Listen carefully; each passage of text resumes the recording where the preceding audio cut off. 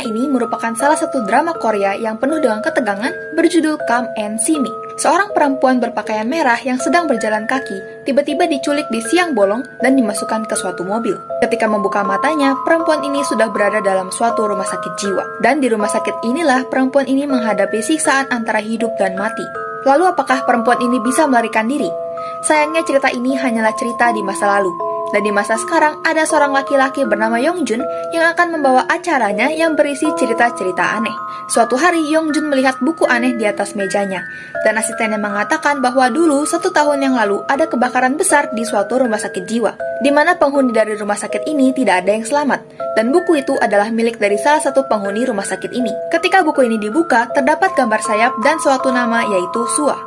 Yongjun dan krunya pergi ke rumah sakit ini untuk merekam acara mereka. Namun di tengah proses rekaman, tiba-tiba para kru mulai berteriak. Para kru mengatakan bahwa mereka melihat hantu. Yongjun yang berani mengejar hantu itu, namun ternyata hantu ini bukanlah hantu, melainkan seorang pria yang dibungkus dengan perban.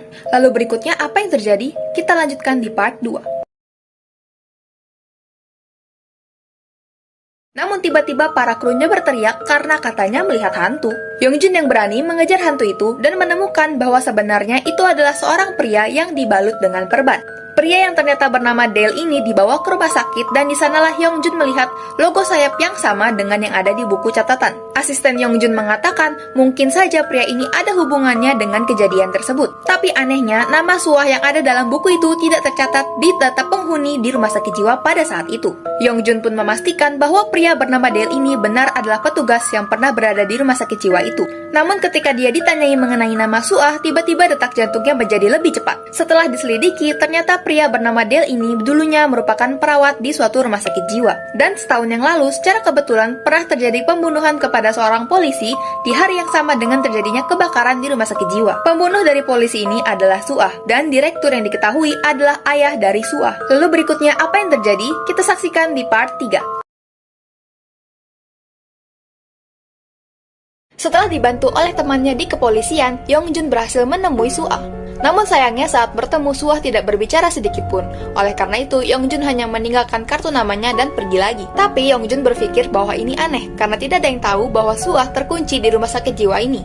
Sua juga membunuh polisi tersebut yang adalah ayahnya sendiri tanpa alasan yang jelas. Semua hal ini tidak masuk akal. Setelah diselidiki lagi, asisten Yongjun mengatakan bahwa polisi ini menikah dengan seorang perempuan yang sudah memiliki anak. Yang berarti Sua adalah anak tiri dari polisi ini. Dan anehnya lagi, ibu Sua meninggal 2 bulan sebelum kematian polisi ini. Akhirnya Yongjun berhasil menemui Sua kembali dan saling berbicara. Sua bercerita suatu hari dia sedang berjalan kaki, namun tiba-tiba dimasukkan ke dalam mobil dan dibawa ke suatu rumah sakit jiwa sambil kepalanya ditutupi oleh kain. Dan para perawat di sana langsung memandikan dia tanpa berbicara apapun. Direktur rumah sakit itu mengatakan bahwa Sua akan bisa segera keluar selama dia bersikap baik. Pada saat itu Sua sempat meminta tolong pada perawat bernama Dale. Tapi saat permintaannya ini belum selesai, perawat tersebut sudah dipukuli oleh perawat lain. Setelah itu Sua bertemu dengan wanita gila di rumah sakit jiwa ini. Dan wanita ini mengatakan bahwa ada pria yang bisa membantunya untuk membebaskan diri. Dengan bayaran dia harus sedikit menjual dirinya. Kelanjutannya ada di part 4.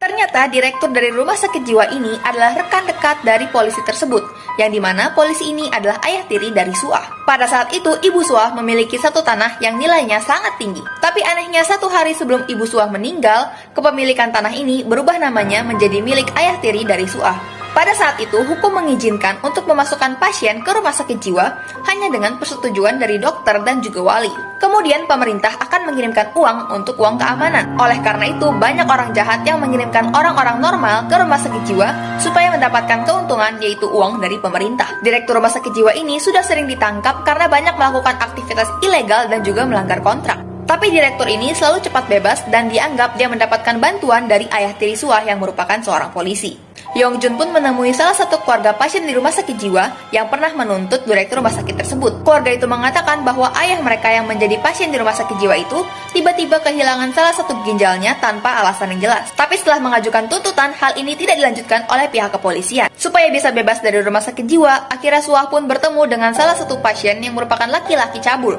Sebagai gantinya karena Sua sudah menjual dirinya kepada pria ini mengatakan bahwa ada jalan keluar jika dia masuk ke dalam ruangan direktur rumah sakit jiwa. Setelah Sua berhasil bebas dari pria cabul ini, dia pun masuk ke ruangan direktur rumah sakit jiwa.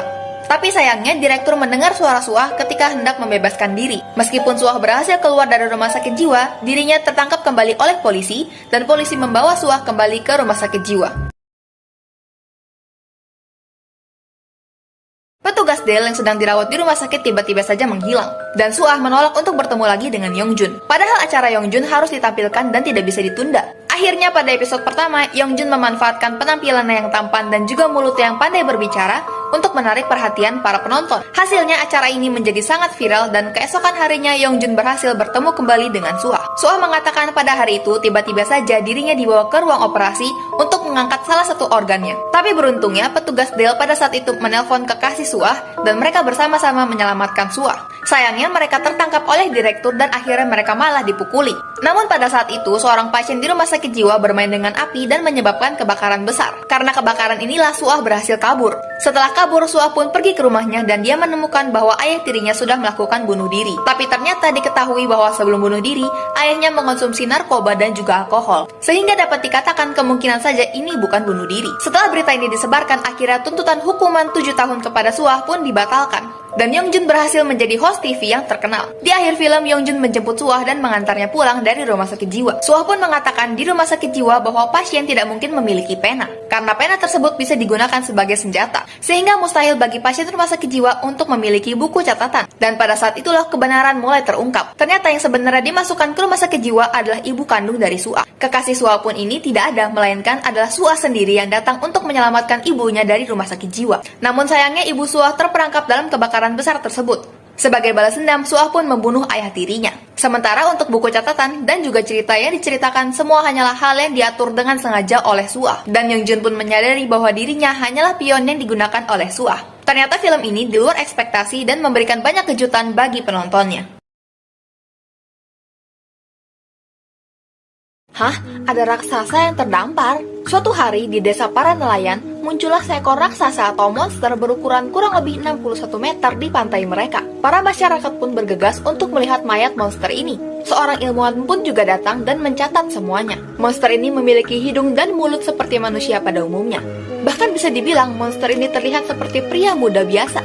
Bahkan di tangan monster ini terdapat genangan air di mana ikan hidup. Tidak ada satupun yang tahu dari mana asal monster ini. Ketika salah satu masyarakat mendaki mayat ini, para masyarakat pun mulai mengikutinya. Ilmuwan ini tidak suka dengan yang mereka lakukan, tapi dia hanya bisa menyaksikan dari jarak jauh.